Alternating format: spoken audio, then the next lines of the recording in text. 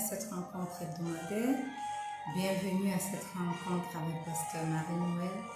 Une rencontre qui nous permet d'apprendre des choses spirituelles, une rencontre qui nous permet de partager la parole de Dieu, une parole qui nous permet d'aller à profondeur de certains sujets dont traite la Bible.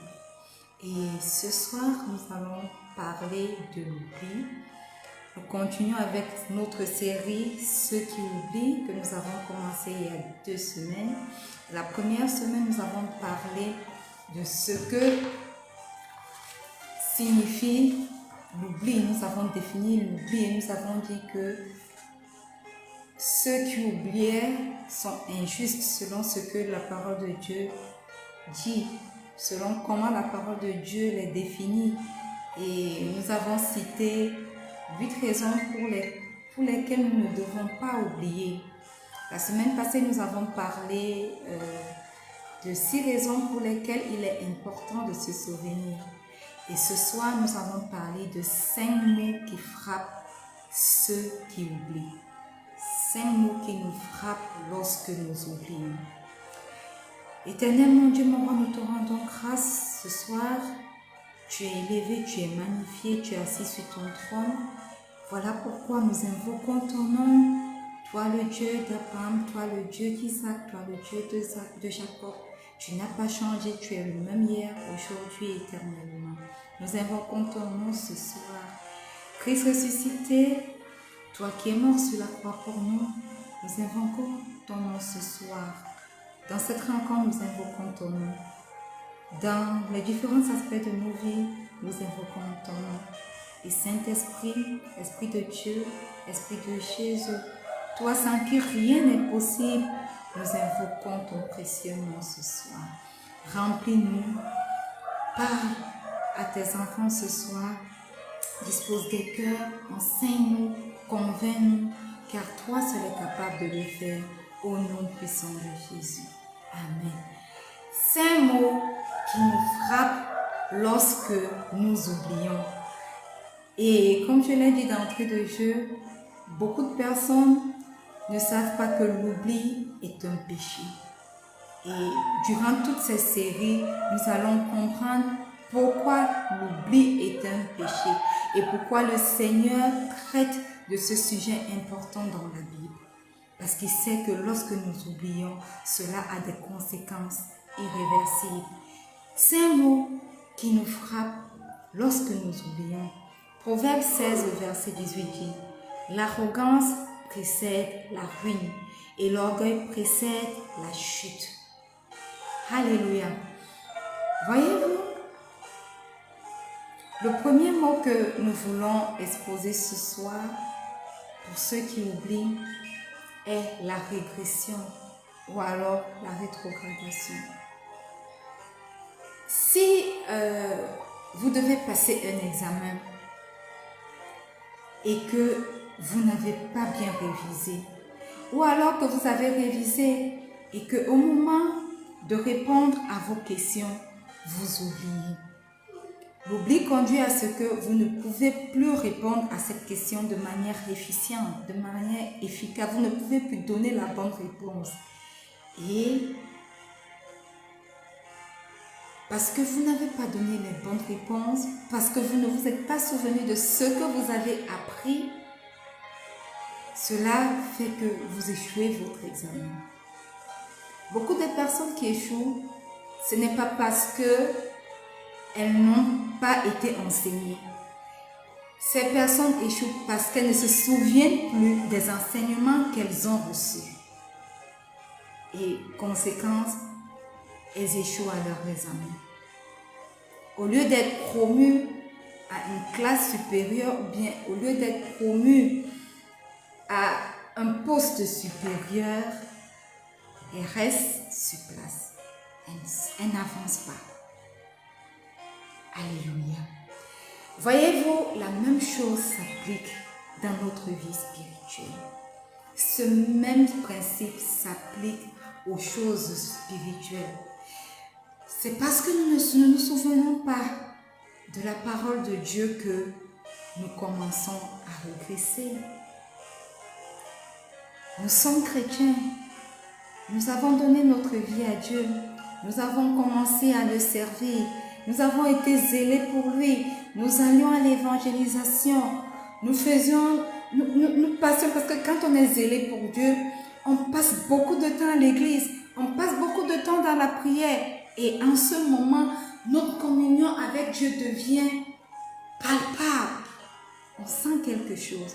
Mais à partir du moment où nous commençons à oublier, nous commençons à oublier ce que Dieu a fait pour nous, nous commençons à oublier ce que la parole de Dieu dit, à ce moment, nous commençons à régresser. À ce moment, nous commençons à rétrograder. La plupart des gens n'arrivent pas à faire le lien entre les choses, les problèmes, les calamités qui arrivent dans leur vie et leur incapacité à se souvenir. Voyez-vous, on aime toujours pointer du doigt, on aime toujours dire que c'est telle personne qui est la cause, mais on oublie que ce qui nous arrive la plupart du temps, c'est parce que nous oublions. C'est parce que nous ne nous souvenons pas de certaines choses importantes, des choses que nous ne devons pas oublier. Alléluia. Ces personnes oublient ou sont devenues incapables de se souvenir de certaines choses et cela entraîne des problèmes dans leur vie. Amen. Voyez-vous, l'oubli conduit aux plaintes, au mécontentement, à l'orgueil. Voilà pourquoi Proverbe 16, 18 dit « L'arrogance précède la ruine et l'orgueil précède la chute. » Donc, le premier mal qui nous frappe lorsque nous oublions, c'est la régression, c'est la rétrogradation, c'est la chute. Alléluia, nous chutons. Nous devons être à une position, mais parce que nous avons oublié, nous chutons de cette position. Nous devons être promus, mais parce que nous avons oublié, nous ne sommes plus comptés parmi ceux qui doivent recevoir cette promotion. Voilà ce que l'oubli apporte dans nos vies. Le deuxième mal, nous lisons dans Psaume 78, le verset 40 au verset 42, il est écrit « Que de fois ils se révoltèrent contre lui dans le désert, que de fois ils l'irritèrent dans la solitude. Ils ne cessèrent de tenter Dieu et de provoquer le Saint d'Israël. Ils ne se souvinrent pas de sa puissance du jour où il les délivra de l'ennemi. » Bien-aimés, il s'agit du peuple d'Israël que le Seigneur a fait sortir à main puissante du pays d'Égypte. Voyez-vous, les enfants d'Israël sont le bon exemple, l'exemple le plus frappant des personnes ingrates qui oublient. Alléluia. Et cet exemple est là dans la Bible parce que nous sommes tous comme les enfants d'Israël. Nous oublions et nous avons besoin d'être délivrés du péché de l'oubli. Alléluia. Les enfants d'Israël murmuraient. Ils murmuraient continuellement contre Moïse et donc contre Dieu. Eux qui avaient été délivrés de l'esclavage. Ils avaient été délivrés de l'oppression. Ils avaient été délivrés des coups de fouet que leur prodiguaient les Égyptiens. Ils avaient été délivrés de l'esclavage. Bienvenue à tous ceux qui se connectent. Merci d'être connectés. Ils ont commencé à murmurer. Ils ont oublié ce que Dieu a fait pour eux. Ils ont oublié la délivrance que le Seigneur a prodiguée et les mots dont le Seigneur a frappé leur bourreau. Tous ces Égyptiens, ils ont oublié. Ils ont marché dans le désert avec la présence de Dieu. 2 jours, la présence de Dieu était devant eux sous forme d'une colonne de nuit. De nuit, La présence de Dieu était avec eux sous forme d'une colonne de feu. Les enfants d'Israël l'ont oublié. Ils l'ont oublié. Et beaucoup d'entre nous aujourd'hui, nous oublions. Nous oublions ce que le Seigneur a fait pour nous. Nous oublions de là où nous avons été tirés. Alléluia. Le Seigneur les a fait traverser la mer Rouge à sec. Bien-aimé, qui avait déjà entendu parler de ça? Qui jamais avait traversé la mer Rouge, qui s'était divisée en deux à sec? Personne jusqu'à nos jours. Ils ont oublié cela. Ils ont murmuré contre Dieu. Et quand vous lisez cette histoire, vous voyez que leur murmure était vraiment comme des personnes qui étaient insensées. Parce que lorsqu'ils murmuraient contre Dieu, ils murmuraient, ils disaient qu'ils regrettaient d'être sortis du pays d'Égypte, qui allait encore leur donner les concombres qu'ils mangeaient dans les pays, les concombres, les poireaux. Je vous invite aujourd'hui à aller dans une prison et à demander à ce prisonnier qu'est-ce qu'il aimerait. La première des choses qu'il va dire, il va dire, j'aimerais être libéré. J'aimerais sortir de cette prison. Alléluia. Il ne va pas se plaindre des portions de repas qu'il recevait dans la prison. Mais pouvez-vous voir à quel niveau les enfants d'Israël ont oublié Dieu? Au point de se plaindre des détails et de ne pas apprécier la manne, la nourriture divine qui leur venait directement du ciel. Voyez combien Dieu était proche de ce peuple et comment ce peuple a oublié. Et voyez, à cause de l'oubli, à cause des murmures, comment toutes ces personnes qui sont sorties du pays d'Égypte pour entrer dans la terre promise, comment ils n'y sont pas entrés. C'est devenu un échec. À cause de quoi? À cause des murmures. Donc, le deuxième mal qui nous frappe lorsque nous oublions, ce sont les murmures. Alléluia. Lorsque nous oublions, nous commençons à murmurer. Et lorsque nous murmurons, nous n'atteignons plus, nous n'entrons plus dans la volonté parfaite de Dieu pour nous. Merci Gladys, merci ma soeur d'être connectée très tôt. Merci. Donc, 5 mots qui nous frappent lorsque nous oublions. Le premier mot, le premier mal, c'est la régression, la rétrogradation. Le deuxième mal, ce sont les murmures. Ceux qui murmurent la plupart du temps oublient, tout comme les enfants d'Israël ont oublié ce que Dieu a fait pour eux.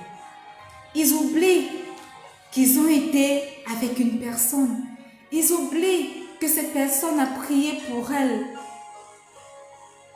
Pour eux. Ils oublient qu'ils ont marché à un moment donné et ont été en étroite collaboration avec cette personne. Ceux qui oublient murmurent. Et les murmures nous entraînent à ne pas entrer dans notre terre promise, tout comme le peuple d'Israël. Alléluia. Le troisième mot, je vais lire dans Ephésiens 5, le verset 18 au verset 20. J'espère que vous avez vos Bibles. Vous pouvez lire également avec moi. Il est écrit: soyez remplis de l'Esprit. Entretenez-vous par des psaumes, par des hymnes et par des cantiques spirituels, chantant et célébrant de tout votre cœur les louanges du Seigneur. Rendez continuellement grâce pour toutes choses à Dieu le Père, au nom de notre Seigneur Jésus-Christ. Alléluia. Amen. Comme nous l'avons dit, l'oubli conduit au murmure et le murmure, lui, conduit au rejet de Dieu. Parce que les enfants d'Israël ont murmuré contre Dieu contre Moïse et contre Dieu, le Seigneur les a rejetés. Aussi simplement que ça. Alors, retenons que si nous nous plaignons, Dieu va nous rejeter. Bienvenue William. Content de te voir connecté. Dieu va nous rejeter si nous nous plaignons. Au lieu de nous plaindre, il est important pour nous d'être reconnaissants tout le temps. Il est important pour nous de rendre grâce de toutes les choses que le Seigneur a fait pour nous. Pourquoi? Parce que être reconnaissant, rendre grâce, l'action de grâce nous remplit de l'Esprit de Dieu. Ne nous attardons pas au fait que nous n'avons pas d'emploi. Ne nous attendons pas au fait que telle personne a fait telle chose contre nous. Ne nous attardons pas au fait que les choses ne sont pas telles que nous le désirions à l'instant présent.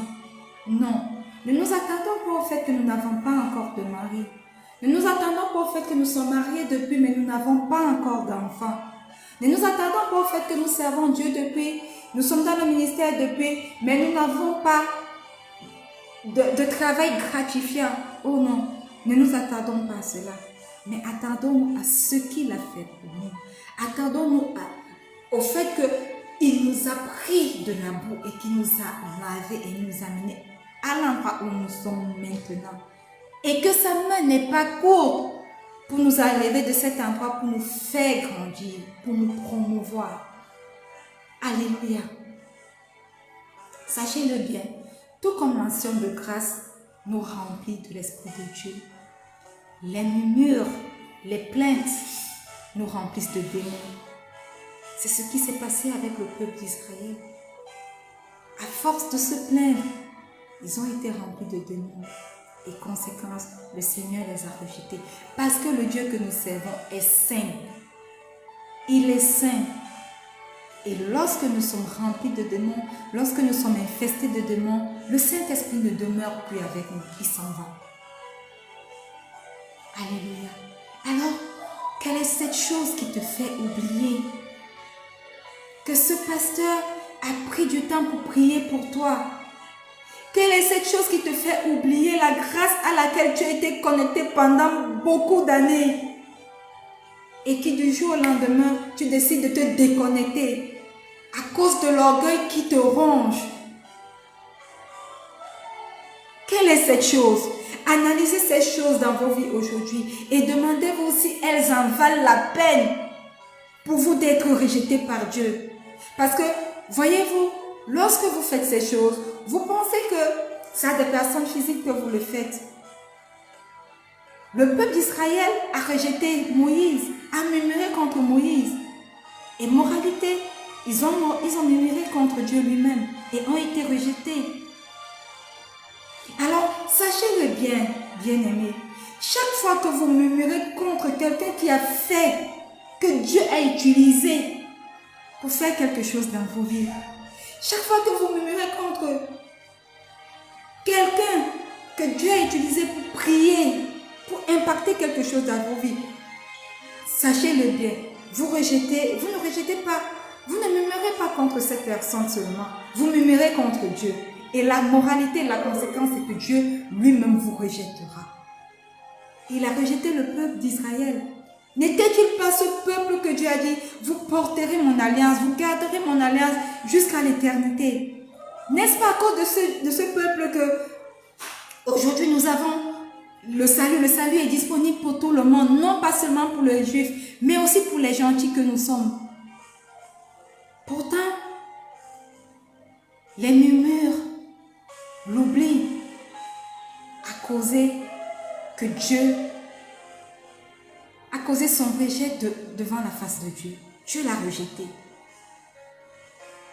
Voyez-vous, les principes de Dieu restent et ne changeront jamais. Donc si vous êtes dans une position où vous avez oublié, sachez que Dieu va vous rejeter et qu'il est temps pour vous de revenir à lui. Donc, le troisième mal qui nous frappe lorsque nous oublions après la rétrogradation, après les murmures, c'est le rejet. Nous sommes rejetés.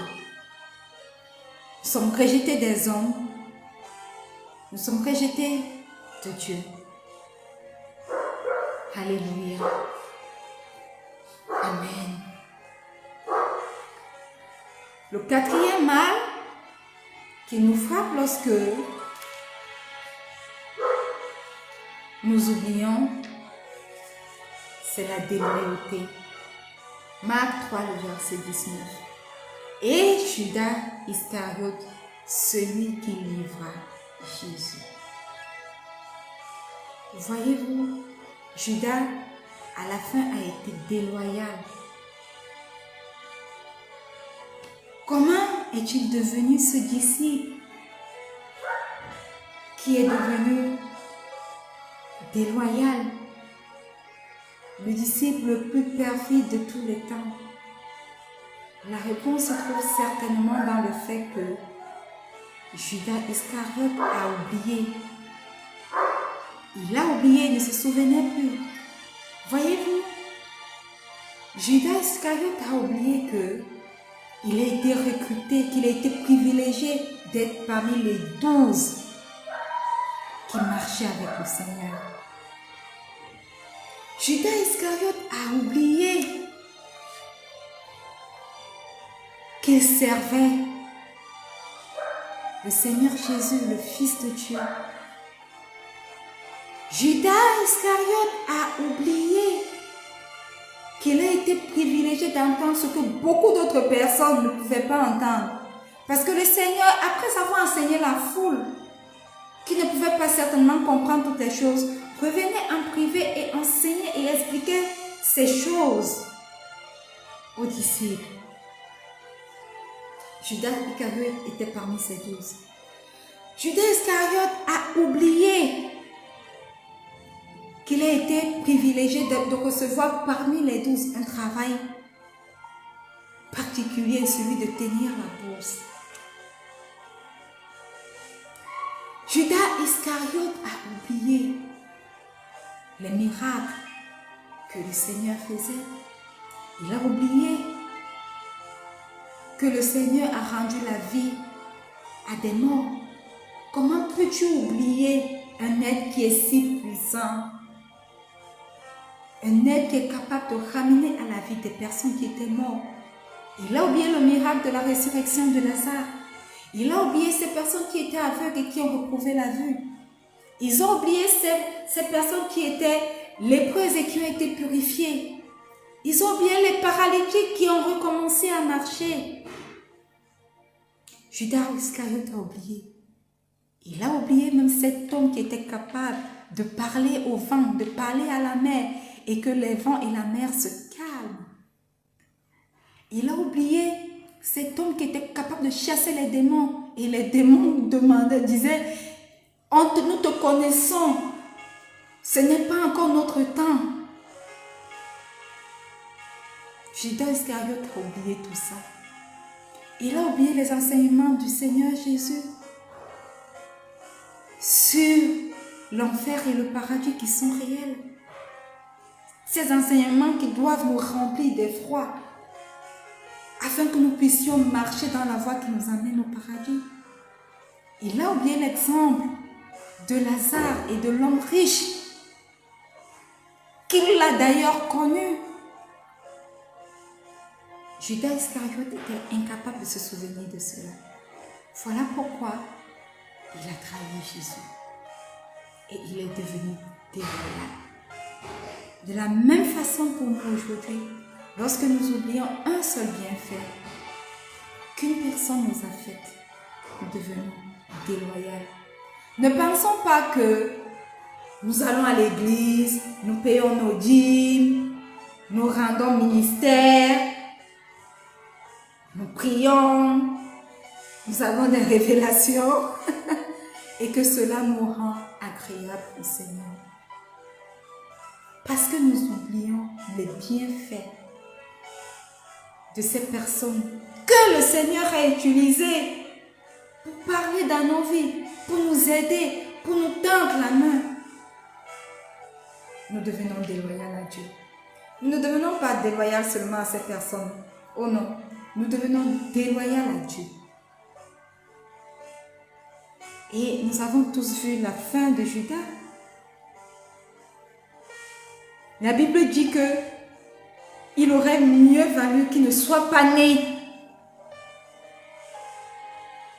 Oh voilà qui a été crucifié avec Jésus. Jésus a dit, ce soir même tu seras au paradis avec nous. Donc il y avait moyen de le racheter. Mais à Judas Iscariote, il a dit, celui qui me trahit, il a mieux valu pour lui de ne pas naître sur cette terre. Sachant de bien, lorsque nous ne nous souvenons pas, lorsque nous oublions, nous devenons des personnes déloyales. Donc, quatrièmement, la déloyauté nous frappe. Et le quatrième mal qui nous frappe lorsque nous oublions. Cinquième mal qui nous frappe, c'est que nous refaisons les erreurs de nos pères. Nous allons lire dans le livre de Daniel, le chapitre 5, nous allons lire du verset 17. À partir du verset 17.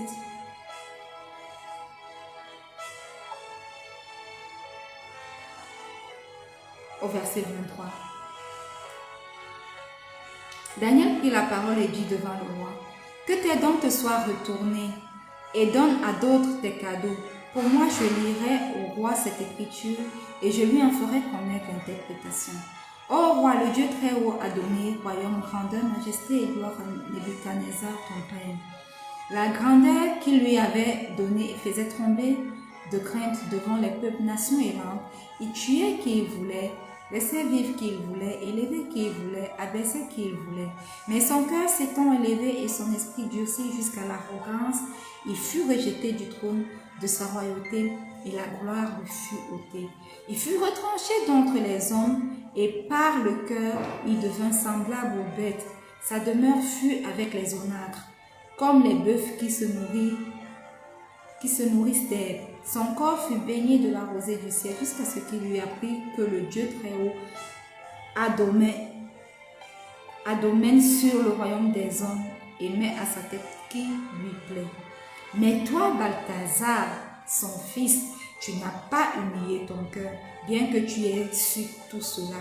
Tu t'es exalté comme le Seigneur du ciel. Voyez-vous, Balthazar était le roi de Babylone, après son père Nebuchadnezzar. Et pendant qu'il donnait un festin, une main est apparue sur le mur et a écrit. Et on a dû appeler Daniel pour lire l'écriture que la main avait écrite. Et Daniel lui dit, tu as connu les choses qui sont arrivées à ton père Nebuchadnezzar, toutes ces choses que nous venons de lire. Mais tu ne t'es pas humilié, tu n'as pas appris des erreurs de ton père. Voilà pourquoi ton royaume te sera enlevé. Voyez-vous, aucun d'entre nous n'aimons être affichés, n'aimons voir afficher nos erreurs, n'est-ce pas? Nos faiblesses. Cependant, le Seigneur lui-même a permis que les erreurs, les faiblesses de ses disciples, de ses serviteurs soient écrites. Pourquoi? Pour une seule raison, pour nous avertir afin que nous ne répétions pas les mêmes erreurs qu'eux. Malheureusement, l'histoire nous montre que les gens ne cessent de répéter les mêmes erreurs. Balthazar a répété les mêmes erreurs que son père. Aujourd'hui encore chrétiens, nous répétons les mêmes erreurs que les disciples, alors que la Bible nous est écrite pour nous avertir, pour nous empêcher de tomber dans les mêmes pièges, de commettre les mêmes erreurs. que les disciples. Alléluia. Lorsque nous lisons la parole de Dieu, il est important que cette parole s'imprègne en nous. Nous enseigne, soit notre guide. Pourquoi? Parce que la lumière, cette parole devient une lampe à nos pieds qui nous éclaire, qui nous dirige et qui nous empêche de commettre les mêmes erreurs que les disciples, de commettre les mêmes erreurs que les serviteurs de Dieu. Alléluia. Et tant que nous vivons, ne nous disons pas que nous sommes chrétiens, alors nous n'allons pas commettre les mêmes erreurs que les autres. Mais prions pour que la grâce de Dieu nous empêche de répéter les péchés et les erreurs de nos pères. Dieu nous permet de connaître ces erreurs afin que nous les évitions. Et nous avons besoin de sa grâce afin de devenir meilleurs qu'eux. Nous avons besoin de sa grâce afin de ne pas tomber dans les mêmes pièges qu'eux. Nous avons besoin de sa grâce pour nous garder de tout mal et pour nous diriger vers des sentiers assainis. Prions que les erreurs que nos pères ont commises ne soient pas notre partage aujourd'hui au nom puissant de Jésus. Prions que les démons qui ont tourmenté nos pères ne nous tourmentent pas aujourd'hui au nom puissant de Jésus. Alléluia. Donc, ces mots qui nous frappent lorsque nous oublions. Le premier, la régression ou encore la rétrogradation. Le deuxième, les murmures. Le troisième, le rejet. Le quatrième, la déloyauté. Et le cinquième, refaire les mêmes erreurs. Alléluia. Bien-aimé, si tu es connecté ce soir et tu te rends compte que l'oubli a créé un de ces mots ou alors tous ces mots dans ta vie. Ou alors tu es là ce soir, tu es connecté et tu ne connais pas le Seigneur Jésus comme ton Seigneur et ton Sauveur personnel. Alors je vais t'inviter à faire cette prière avec moi aujourd'hui. Dis simplement, Seigneur Jésus, ce soir, je viens à toi tel que je suis. Je reconnais que j'ai péché contre toi. Je reconnais que l'oubli, qui est un péché, a une grande place dans ma vie et m'a conduit à faire des choses qui m'ont éloigné de toi.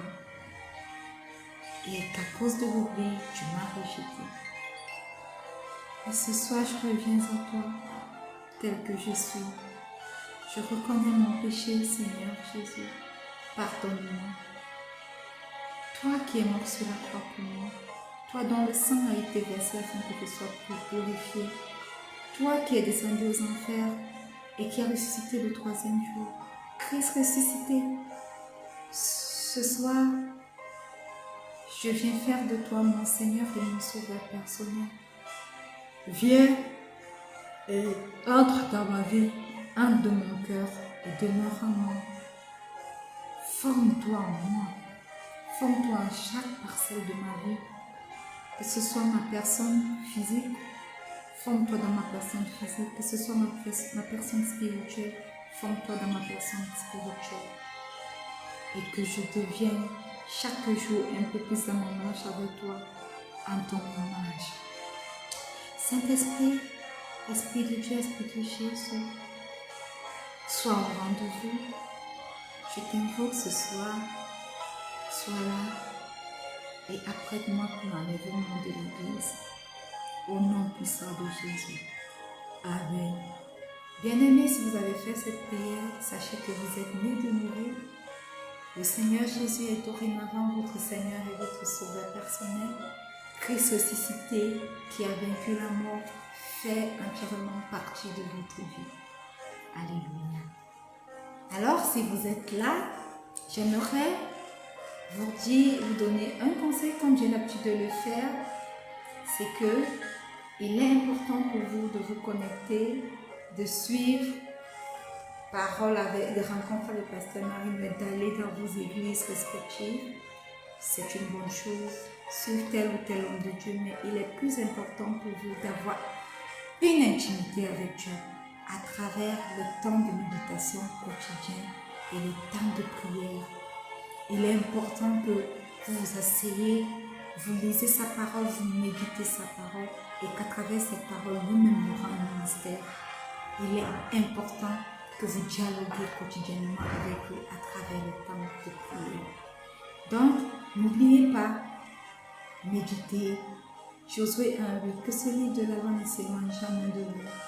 Si vous voulez avoir du succès dans votre travail, dans votre famille, dans votre ministère, dans quel que soit l'endroit où vous voulez avoir du succès, que la parole de Dieu ne s'éloigne jamais de vous. Méditez-la jour et nuit. Et priez, dialoguez avec votre Père. Vous en avez besoin. Alléluia. Nous sommes arrivés au thème de cette rencontre, mais je ne clôturerai pas sans avoir relâché une parole de bénédiction sur vous. Bienvenue à tous ceux qui se connectent. Merci de vous être connectés, merci d'avoir partagé.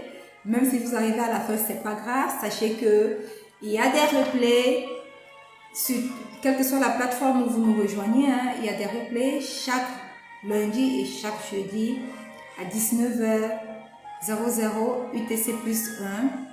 Tapez simplement sur Facebook Rencontre avec Pasteur Marie, vous serez redirigé soit sur la page, soit sur le groupe. Là, vous allez revoir les replays. Ou alors, tapez Rencontre avec Pasteur Marie sur X, qui est Twitter, qui est la nouvelle appellation de Twitter, sur YouTube.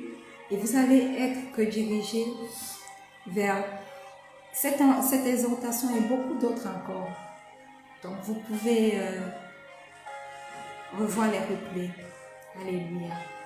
Donc, la bénédiction de ce jour est tirée du livre d'Exode, le chapitre 23, le verset 25. Il est écrit: vous rendrez votre culte à l'Éternel, votre Dieu. Alors, je vous bénirai en vous donnant une nourriture excellente et de l'eau en abondance, et je vous préserverai des maladies. Alléluia. Amen. Étendez vos mains vers moi, tandis que je tends mes mains vers vous.